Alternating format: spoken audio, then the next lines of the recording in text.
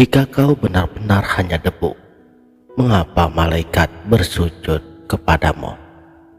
Jika kau Tuhan, mengapa kau bisa mati? Ada sesuatu di antaramu yang belum kau temukan, dan video ini akan menunjukkannya.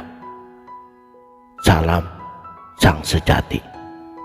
Pernahkah kau bertanya, mengapa engkau bisa merasa begitu agung di satu waktu dan begitu hina di waktu berikutnya? Mengapa dalam satu tarikan nafas kau bisa merasakan singgasana di dalam dadamu, lalu dalam hembusan berikutnya kau hanyalah debu yang berhamburan? Ini bukan gangguan jiwa, ini juga bukan kontradiksi, tapi ini adalah kenyataan paling telanjang tentang dirimu. Seperti Fir'aun, makhluk yang mengaku Tuhan, dan kau adalah makhluk yang menyembah batu. Tidak ada makhluk lain yang melakukan ini, tidak malaikat, tidak binatang, tidak langit yang tujuh, tapi hanya kau, hanya manusia. Fir'aun berkata, "Akulah Tuhanmu yang tertinggi," dan ia adalah manusia, dan para penyembah berhala menundukkan kepala mereka di hadapan batu-batu bisu, dan mereka pun adalah manusia. Dua kutub yang sama-sama berasal dari satu inti yang sama. Dan engkau yang sekarang sedang mendengarkan video ini, di manakah engkau berdiri? Atau lebih tepatnya, di antara dua samudra manakah engkau berenang tanpa kau sadari? Saudaraku, penyimak setia channel Sang Sejati, manusia adalah pemilik dua hubungan sempurna. Dari sebuah hubungan cinta, ia memasuki derajat ketuhanan, uluhiyahnya, dan dari sebuah hubungan dengannya, ia memasuki derajat kosmos, alam semesta.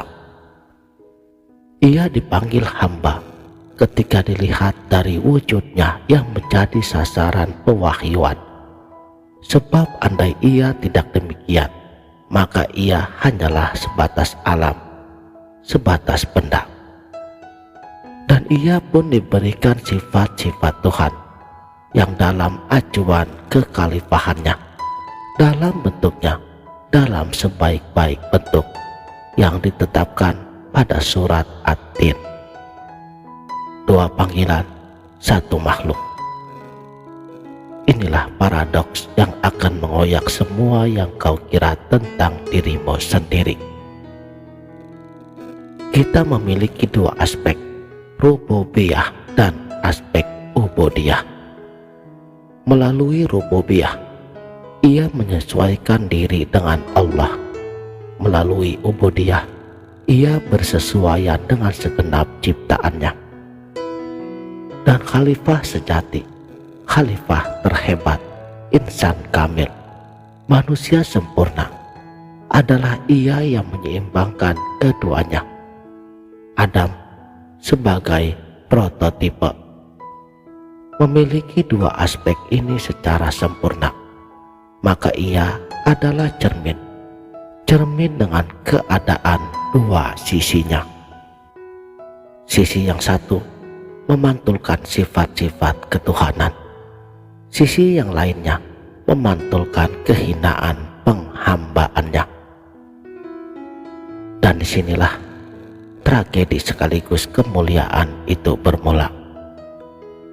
Ketika Allah belum membuka mata batin spiritualitas seseorang, ia melihat sifat-sifat rububiyah itu di dalam dirinya, kekuasaan, kehendak, pengetahuan, hidup, tetapi ia tidak mengerti bahwa itu adalah sifat Allah yang terpantul dalam cermin kesiapannya, dalam istiqdatnya.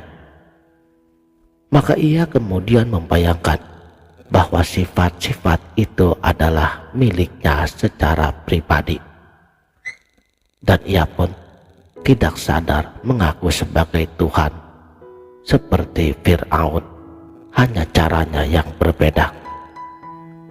Ini adalah makom tertinggi yang bisa dijangkau manusia dalam rububiyahnya, dan sekaligus jurang paling dalam dari kesesatannya.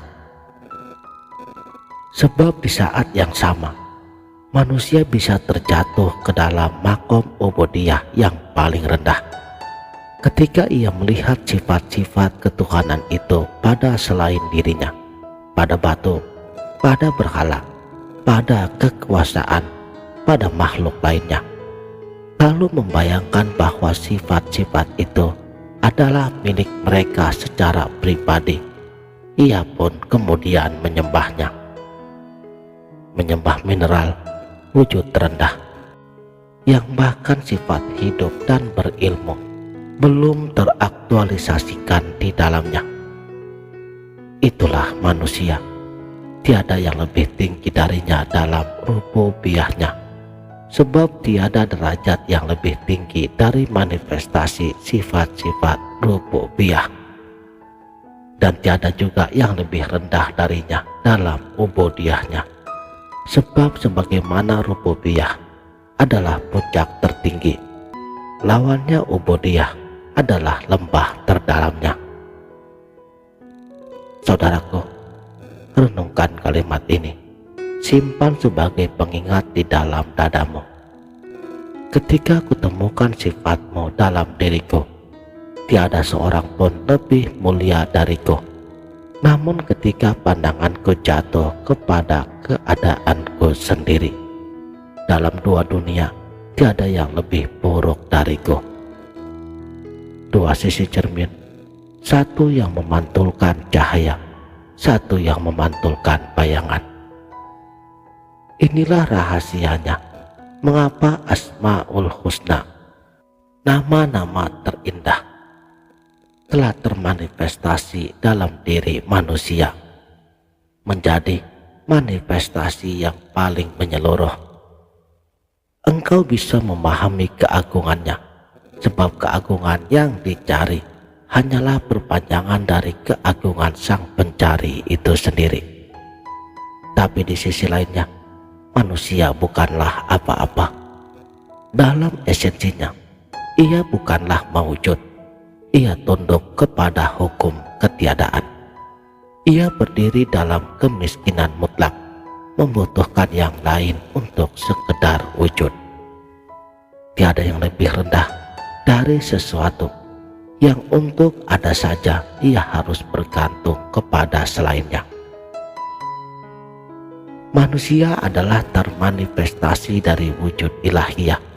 Ini mengacu pada sisi batiniahnya, dan ia adalah hamba. Ini mengacu pada sisi lahiriahnya. Ia adalah salinan dari dua bentuk. Bentuk yang diliputi oleh keadaan batiniahnya yang menyeluruh, dan bentuk alam yang diliputi oleh sisi lahiriahnya yang tersebar dan terbedakan. Dan dua bentuk inilah dua tangan Allah yang dengannya Adam diciptakan. Lalu apakah manusia itu sebenarnya? Manusia adalah barzah, barzah yang serba meliputi.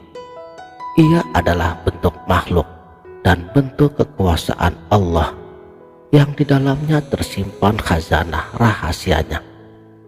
Ia adalah salinan sinoptik yang isinya adalah esensi Allah dan sifat-sifatnya yang tak terlukiskan, terhubung kepada kelembutan alam mulk, tembus kepada kebenaran alam malakut.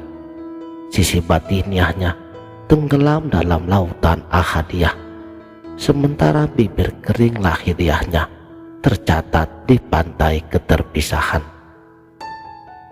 Tidak ada satupun sifat Allah yang tidak termanifestasi di dalam diri esensi manusia. Ia mengetahui, ia mendengar, ia berbicara, Ia berkehendak, Ia hidup, dan Ia kuasa. Dan dalam cara yang sama, seluruh hakikat alam semesta disatukan di dalam dirinya. Ambillah langit dan unsur-unsurnya, ambillah mineral, tumbuh-tumbuhan, dan binatang, serta bentuk kebaikan dan keburukan tertulis di dalamnya. Tingkah laku setan dan binatang buas bercampur pula di dalam dirinya. Ia adalah ringkasan, ia adalah mikrokosmos, ia adalah titik pertemuan dua samudra. Dan andai ia bukan cermin wajah abadi, mengapa para malaikat diperintahkan sujud kepadanya? Ia adalah pantulan keindahan hadirat kesempurnaan. Ia adalah tajalli yang paling paripurna. Tapi jika iblis tidak mampu memahami ini, jika iblis hanya melihat tanah dan lumpur dan tidak melihat hembusan ruh ilahi di dalamnya, maka apa maunya? Baginya kegelapan dan baginya kejatuhan. Tetapi bagimu yang mendengarkan video ini, bagimu pengetahuan ini adalah amanah, adalah undangan, adalah panggilan pulang menuju kesadaran tertinggi tentang siapa dirimu sebenarnya. Engkau bukan sekedar daging dan tulang, engkau bukan sekedar ego yang berkeluh kesah, engkau bukan sekedar penyembah syahwat dunia, engkau adalah cermin dua sisi, dan pilihan ada padamu. Sisi mana yang akan kau tatap hari ini? Sampaikan salamku pada iblis. Katakan kepadanya, kami telah memahami rahasia yang ia tolak. Kami telah melihat yang ia butakan darinya. Adam bukanlah sebatas tanah. Adam adalah cermin. Dan di dalam cermin itu, wajah yang maha indah menatap dirinya sendiri. Pulanglah kepada siapa dirimu sebenarnya. Demikianlah. Salam